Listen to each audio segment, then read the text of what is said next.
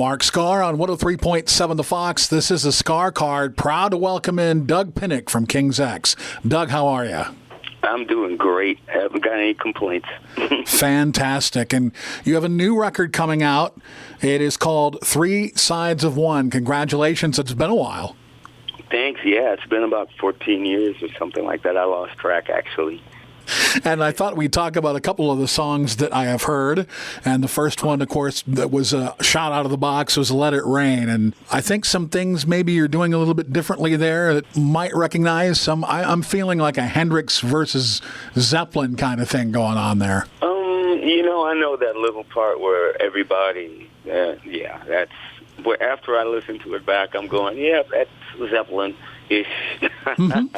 Like Robert Plant says, yes, we borrowed a little bit from them. But other than that, I don't know. I wrote that song, and it's just me writing a riff and making some words up, Lyrically, it's very poignant. Yeah, I'm a little too poignant sometimes. Sometimes I wish I could write songs that were just like really shallow so the masses would listen to it and run with it. But everything I write about has got to have some kind of depth to it. And I've been looking around at the world, and I'm a problem solver. I'm the guy that wants to fix everything. I want to fix the world. I carry the world on my shoulders, so to speak. And one day I was sitting down thinking that, man, what really needs to happen is just to start it all over again. Just flood it all and start over again, because I couldn't find any logical way to sing about peace in a constructive way that wouldn't be misunderstood or considered a conspiracy or whatever. It just seems like no matter what you say anymore, it doesn't matter. I think the first time I heard the song, Doug, I thought the riff is like apocalyptic in a weird way, and then in the chorus too, there's that descending like an airplane crashing almost. Yeah. So it's like a juxtaposition almost. Yeah, it's a fatalistic song in some ways. But Let It Rain, wash the fear away. Water washes things clean. And, it seems like the world is afraid of everything right now. Everything is from fear. We're fighting because we're afraid of some fictitious boast that someone's made up. And, I was saying to the universe, let it rain, wash the fear away so we can get back to just hating each other in a normal way. The other line I like in there, Doug, is, what if the truth were a lie? Yeah. Because as a spiritual person who's dabbled into everything that he can find to find truth or find meaning in life, I've come to a conclusion that I think it's all both. Every last bit of it. I'm not going to say there is no God, and I won't say that there's nothing beyond what we have here. And I'm not even going to say that there's a paranormal world that's around us. But I think that all the religions and the explanations are not worth dying for or living your whole life for, especially if it doesn't make you happy. Most religions, to me, make you miserable. You got to do this, you got to do that. There's never any freedom. There's never any time to be yourself, to create what you are. It's always about God and about what you have to do for someone else, for them. Worshiping a deity or doing, it's all about service and allowing them to control you. And to me, that doesn't make sense anymore. Talking with Doug Pinnick from King's X about the new songs that make up Three Sides of One. Let's talk about that title, because I know that you guys were kicking some ideas around and nothing was really happening, and then somebody uttered Three Sides of Truth, wasn't it? Yes, our manager did. He called us up and said, look, we got to name this record, guys. It's like, we're here. We're at the end of the deadline. Everything else is ready. We got to get a name.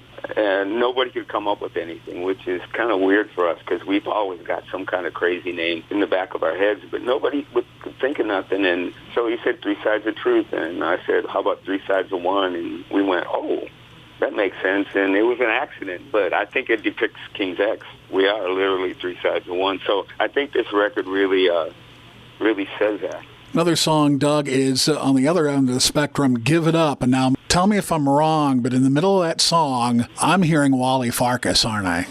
Yes, you are. That's Wally. Oh, how's he doing? What's so cool is when people heard that song, and always, every thread, somebody pops in and says, Wally Farkas. That's all they'll say. And I go, yep. How's Wally doing? I think he's doing better. He's been pretty sick. I haven't talked to him in a while, but just say that if anybody knows Wally, send out as much positive energy to him as you can. Yeah, he's been through the ringer and needs good vibes.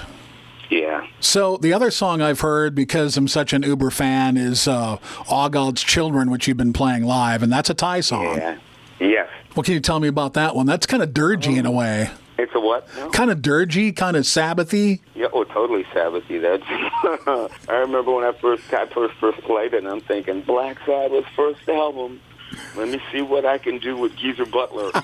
And so I tried to play my Geezer Butler on that song. But again, looking around at, only thing we can think of is the United States and the division between, or the union of church and state in America has become insane. And so all God's children, it's sort of like some people will believe anything and follow, no matter how much you show them that they're wrong. And that's kind of what the song's about, I think, in my opinion. Ty wrote it, so he can tell you more about it.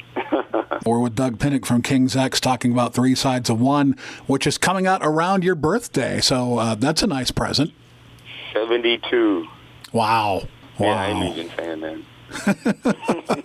Well, that's a record coming out in 72. All right. Well, that's something to be proud of. Yeah. I don't know if I'm proud of it as much as surprised because I'm still doing this, and I've never, ever thought about quitting. So it's sort of, for me, I look at it as, wow, I should think about this and be happy about it. But for me, it's like it's another record, it's another year, and I'm still living. I think I'm 25, so, I don't notice anything. And Give It Up kind of lends itself to that, right? Going back to that song. Yeah, because it's like the song's about dying and how what we got to do is ride it out till it's over. Not let it get us down, but make the best of it. And it's, the older you get, the better life gets, supposedly. I wanted to give that testimony. I've read many places that the 70s and 80s are your best life. And so I'm going, okay, well, let's see what's up. And I'm beginning to see that it is. Talking with Doug Pinnick, I wanted to ask you about your producer, Michael Parnan. I think you have worked with them before, right? Yeah, several times. Okay. Ty loved Michael because he liked what Michael did to my solo record and some of the other projects. And Jerry knew Michael through me. And Michael, I lived with Michael 15 years ago when I first moved to L.A. He let me sleep in the studio in a tracking room for like 6 months until I figured out what I was going to do out there and stuff. And so we've been friends for a long time. He came in and made this record. He said, let's make every song a completely different than each other, make them all, mix them differently, sort of like the Beatles' White Album. Every song is its own thing. And so we went for it, and it was a lot of fun. And this record is coming out on Inside Out, but I think, correct me if I'm wrong, wasn't this originally going to be on Golden Robot? Yes, it was, and we had some contractual problems. So we got the lawyers and got out of the contract, and then about 6 months later, we hooked up with Inside Out. Our last two records were on Inside Out also, so it wasn't like a brand new label. We're all friends. I wanted to go back and talk about the book, The Oral History, Greg Prado. I really enjoyed that. What were your thoughts of that book? Awesome, thank you. To have a book about you got to be gratifying and maybe weird at the same time. It was horrifying and encouraging. It was encouraging because of all the people that were in the book and the things that they said. It was like, wow, okay, I know these people, and I'm hung out with them, and I had no idea that they had a history like that about King's X. They're just friends. You know what I'm saying? I'd go see them play. But I think the biggest thing for me was hearing Ty and Jerry's take on things that I saw differently, and it helped me to get to know them better. It's sort of like if you're married and you go to counseling after 20 years and you find out that your wife didn't like chocolate cake, but you always bought it for her birthday because you thought she liked it and she wouldn't tell you she didn't. that's kind of like it was with King's X's. I learned a few things that I had been doing that they just let me do, but they weren't crazy about it, which was cool because it helped me to even open up more and realize that maybe I'm a control freak in some areas and I need to lighten up. Sort of like when Russ did that documentary, and they said, the guy asked him about Getty bringing in all these prog songs and bringing the keyboards and all those instruments in, and the other guy said in the band, they says, oh, we didn't want that, but that's what he was doing, so we went with it. We just wanted to be a three-piece rock band. And the next record that came out, there was no keyboards on it, remember? It was just a straight-up rock record. So I think that we all learn from each other when everybody's really totally honest. And the thing is how much we love each other in a band and how we'll allow someone to get what they want because we care. Speaking of documentaries, wasn't there going to be a King's X doc? It's still being made. In fact, I think the last thing happened was the filmmakers came and videoed the show at New York last weekend with Felicia and Paul Schaefer playing with this Born to Be Loved. But that was sort of going to be the highlight of the video. But yeah, he's been working on the video for like 3 years now, maybe. Roy, his name is. I'm talking to Doug Pinnick from King's X about Three Sides of One and anything else we care to tackle. And you brought that up. Of course, you were probably blown away. You're hearing about The Late Show all those years ago playing King's X songs during breaks and going, huh? What? No, that's pretty cool. That was so cool. Well, Paul came to see us play. Felicia has been a King's X fan since the beginning. And she said that she's always played King's X for him. And he's kind of liked it, but he got it kind of. And so she drug him to a King's X show one night. And after the show, they all got on the bus and we had a great conversation. And Paul said, "Who does your samples on Born to Be Loved?" And we went, "What?" He said, "Your vocal samples." And we said, "That's us." And he goes, "Oh, I like that song. We're going to do it on Letterman." And Ty went, "Yeah, right. I'd be surprised if you really did." And he says, "No, we're going to do it." And they did it for 4 or 5 years. Mm-hmm. Born to Be Loved and Complain. Those are the 2 songs that they played on Letterman. So that was really cool. And we got little royalty checks for it, which paid a couple utility bills. So that was pretty cool. I remember 34 years ago, WEA would send, I was just starting in radio, and WEA would send a bunch of 33 1/3 vinyls, and you just flip through them, and they were all bands you never heard of.